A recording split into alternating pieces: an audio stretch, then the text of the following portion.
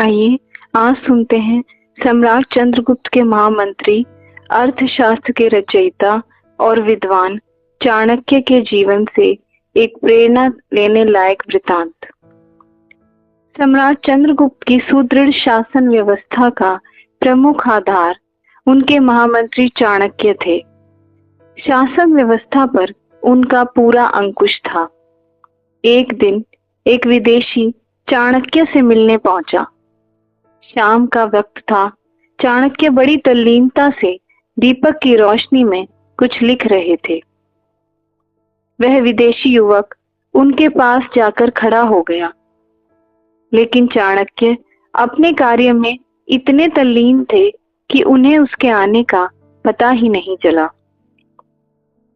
जब चाणक्य का कार्य समाप्त हुआ तो उन्होंने ऊपर की ओर देखा और उस सज्जन को देखकर अभिवादन किया और उसके आने का कारण पूछा।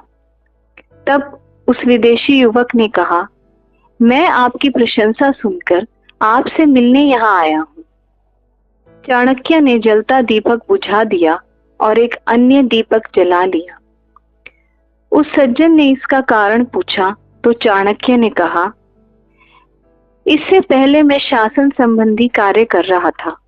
वह दीपक राजकोष के धन से प्रज्वलित था, लेकिन अब मैं एक मित्र से मिल रहा हूँ और यह मेरा निजी मामला है, अतः मैंने अपने तेल वाले दीपक को जला लिया है।